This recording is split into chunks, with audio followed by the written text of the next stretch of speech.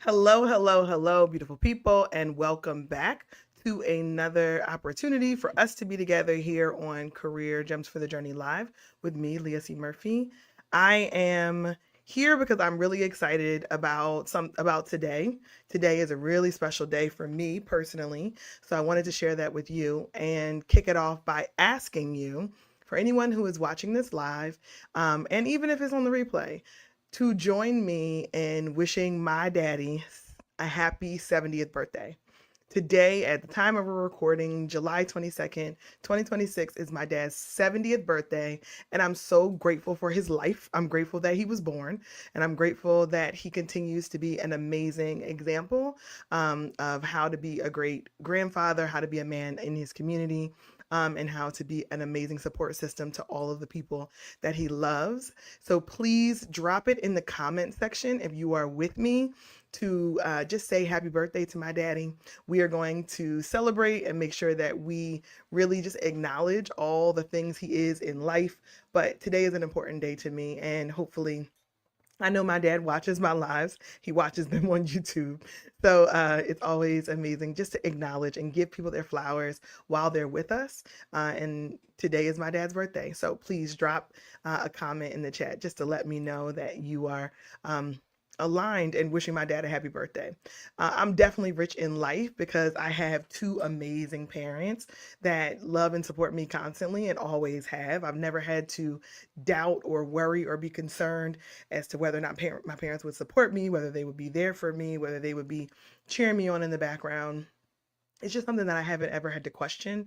And I realize that that is a privilege. It's not something that everyone can say.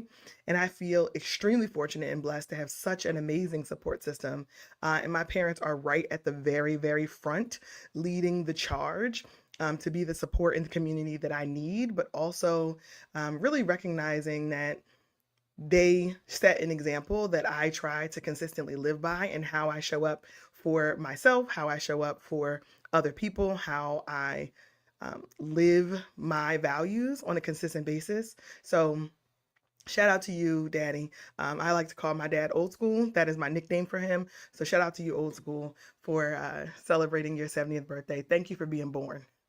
So, we're going to jump right into the topic for today, and just talk a little bit about something that has been on my heart for a while. And it really goes back to this question of community. So, I just talked to you about where my foundation of belief in community comes from, and it comes from my parents and my support system. A lot of that is from an actual tangible location specific support, but it's also from how I show up for other people and just how important I believe community is. So when I say community, I don't mean necessarily just where you live. That is an element.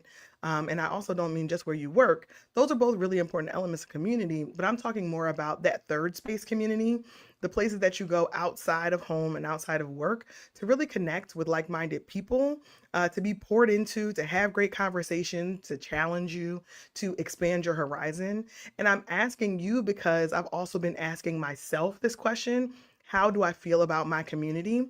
If you follow me on Instagram at Leah Murphy underscore career gems, you may have noticed I posted something recently about being in a bit of a funk or a bad mood. And that is driven a lot by all the things that are going on in the world.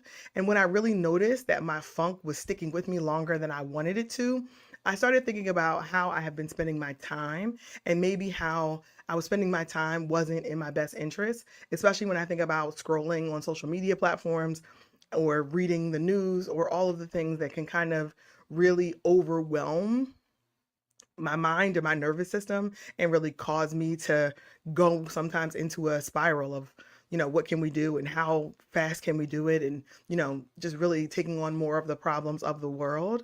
So I started thinking, if I want to work my way out of this funk, I want to spend more time in community with people that I am already deeply connected to, people that I love and that I appreciate, my friends, my family, my chosen family.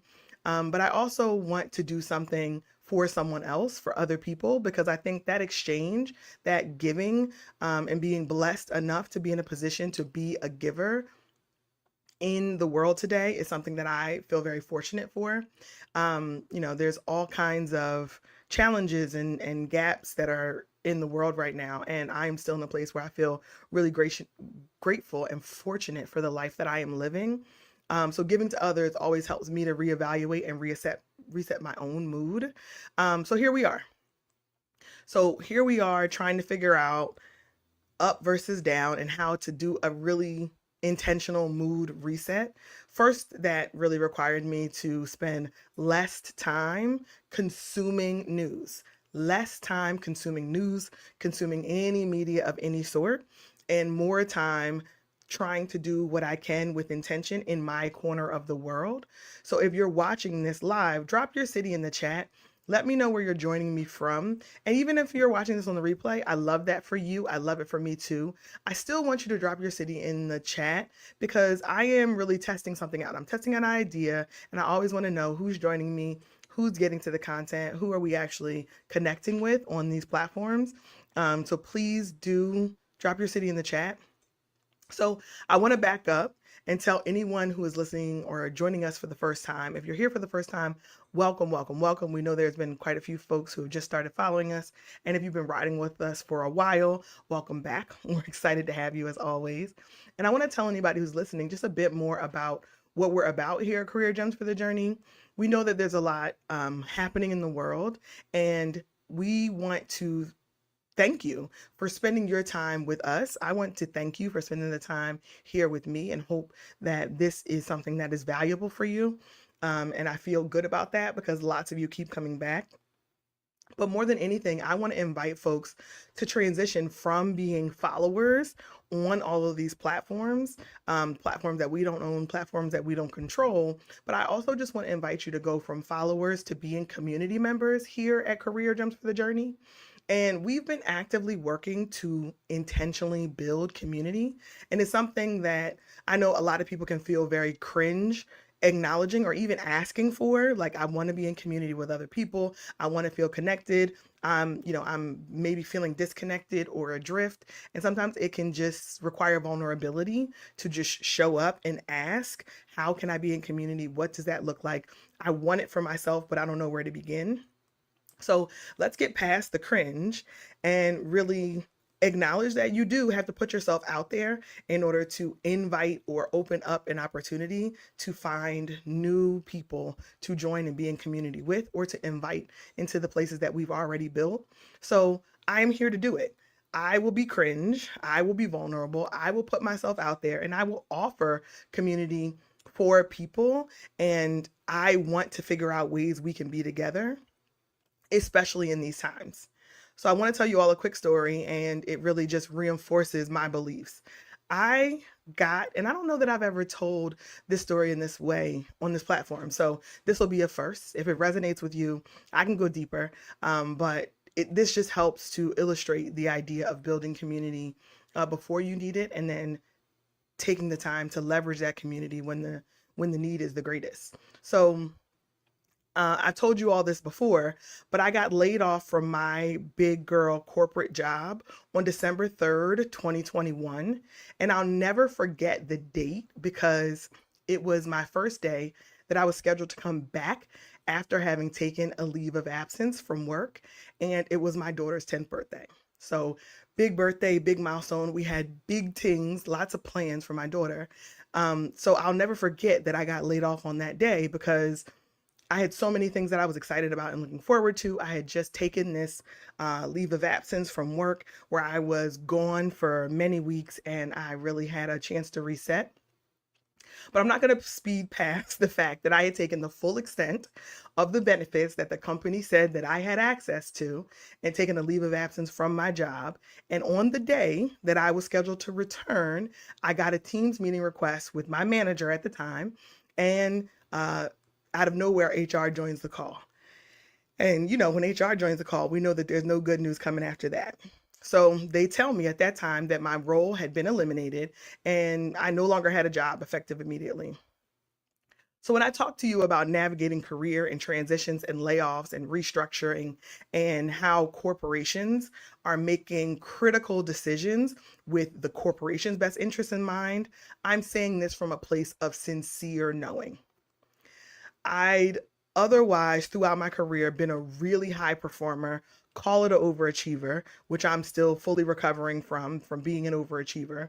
But I took the leave of absence because I was experiencing the highest level of burnout I had ever known. We were just coming off the pandemic lockdown. There was lots of fear and uncertainty, and everything I knew around me was in just dismay. And many of you can relate to that feeling, right? Even though we don't necessarily want to go back to those thoughts, but those are the feelings that I was navigating in 2020 when I made the choice to take a leave of absence. I had young children who were out of school for an extended period of time due to the lockdown. I was managing a full time job that was really highly visible, working for a large corporation. And the expectations of the corporation didn't change at all during the pandemic. We were working fully remote, and I was taking calls in between caring for children and keeping them online learning and all of the transitions that went along with it. And I was online late at night, basically every night, to keep up with expectations because there was just no way that I could do what was required of the role during the day or even in a regular 10-hour shift. And 10 hours is too much. So I say all that to say I was clearly overworked. And as a result of that overwork and my mental health, I made a choice, a really conscious choice as a professional, to take a leave of absence so that I could fully get back to myself and get on track. So I'm telling you this because I think it is like mission critical that I needed to take this time away in order to not do real long-term harm and damage to myself. So in my mind, I took the leave of absence, used the benefits that the company had offered, and it was time for me to return back. But the corporation had other plans. So immediately after getting laid off, I had two really clear feelings. And I can kind of get back to the feeling in that place even in this moment. Feeling one was absolutely relief. It was relief because I knew that I was just going back to more chaos, to more overwork, to more unreasonable expectations. And I knew that there were no changes to the organization or those systems that would have put me in that pattern. And there was no reason for me to have any hope that anything would be different. I would have still been driving towards burnout. And then immediately after the relief was anger and frustration. And that anger and frustration was at the idea that during the time when I was trying to recover from burnout, that it was no question caused by my work. At the same time, simultaneously, the company had decided that while I was choosing myself, technically the most vulnerable I had probably been in my entire career, I was no longer someone that they wanted to retain. I was no longer someone that they wanted to retain. And man, did that burn me up. I was so angry. I was so frustrated. I felt like I had done all the right things, but the goal line got moved. And I've heard so many people explain their experiences in corporate in a similar way. When I wasn't looking, the goal line had gotten moved. The short period of time in what seemed like a really long career that I wasn't looking, the goal line got moved. And now I was in a position where I had to navigate what I was learning. So now I'm telling you this because I don't want to scare you away from taking care of yourself. I don't want to scare you away from taking a leave of absence if you need it. I'm actually telling you quite the opposite. I had absolutely no regrets about taking a leave of absence. It was what my body, my mind, and my family absolutely needed during that time. I am telling you, like Denzel has said, if you are confronted with a situation where you are being let go and your role has been eliminated, like Denzel said, I'm leaving here with something. And for many of us, there will be a time where we're confronted with the fact that you are a free agent. Once that organization you have chosen has decided that they don't have any more use for you, they will cut you. There is no such thing as job security. And I think it's important for us to say that out loud. Now, this, as I told you, was December of 2021. Now, here we are in July of 2026, and we're seeing that pattern repeat itself in a number of different ways with all kinds of other justifications. But the truth remains that when the organization no longer has a value for you, they are going to transition, they're going to cut you. So now, getting back to the story, I remember sharing with my group chat, top tier group chat, like fire, my chosen community. And those are people that I trusted, that I respected, that I had a lot of just acknowledgement in my life. They played critical roles in my friend relationships or family relationships. Just the group chat of all group chats, love them down.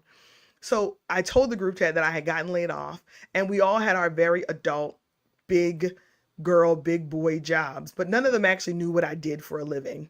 And I could say the same, right? None of us knew what we did for a living necessarily, specifically on a day-to-day basis or what that required, but we understood exactly what being laid off meant.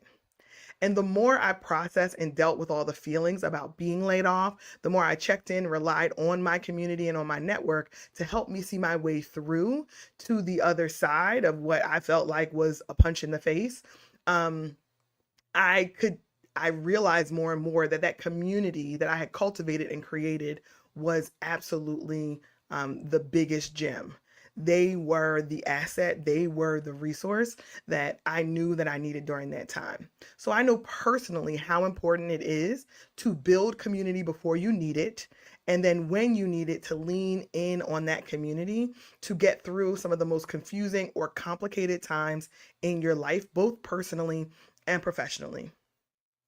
So I think now is the time where we need those community members. We need those third spaces. And third spaces are those places outside of home and outside of work. And we need rich communities with like minded people more than ever. And I want to offer that through the Career and Care Book Club. So the Career and Care Book Club was completely born from the idea that we built the Career and Care Summit on. So anyone who has joined us at a Career and Care Summit in person knows exactly, what I'm going to say here. But for those of you who are not familiar, we built the Career and Care Summit on the idea that we have the ability to thrive in life when we are supported in the three most critical areas of our life and our identity. When we're supported in our career, in our community, and in our care. So the Career, Community, and Care Foundation is something that we believe in and have always believed in. And this book club is an effort to build a community of like-minded people around thoughtful discussions, casual conversations that can lead into a number of other places. But for right now, it's community for community's sake. So I'm going to get right to it, right? Because I'm sure people are thinking, well, what's this about? Is it something that I have to buy into? And the truth of the matter is the Career and Care Book Club is absolutely free.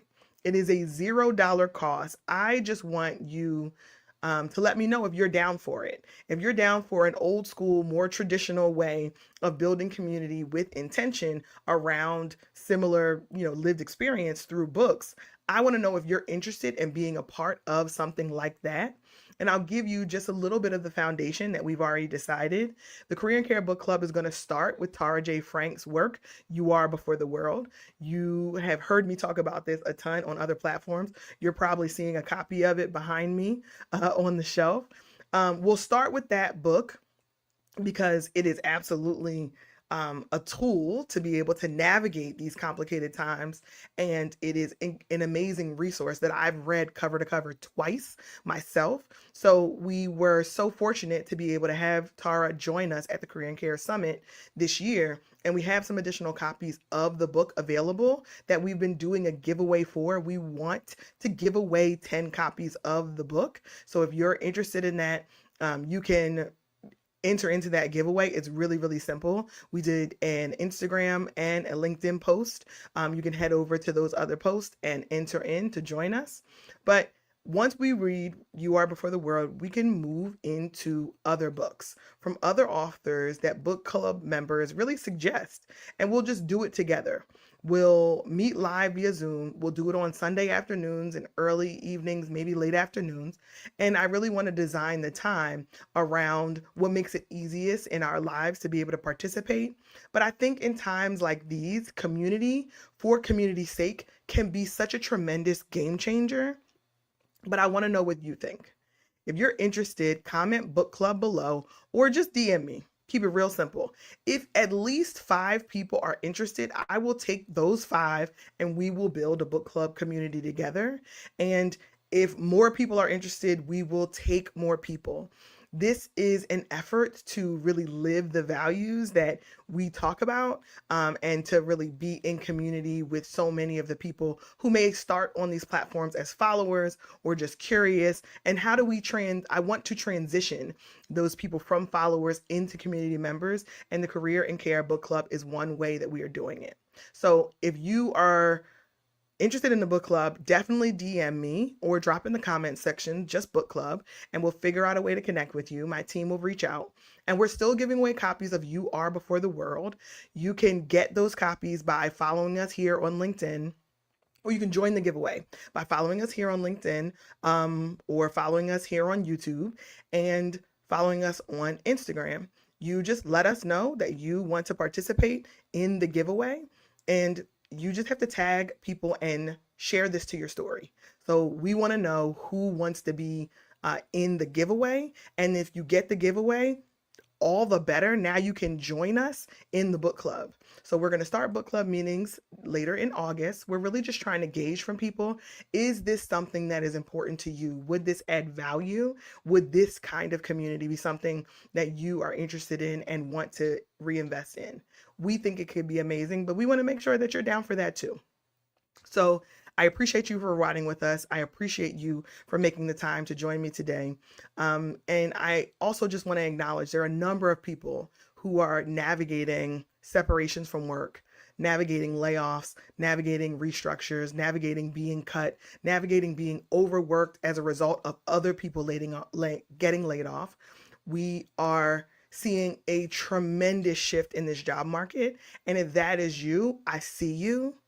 I feel you. I understand exactly what you're navigating at this time. And I don't want any of us to feel alone.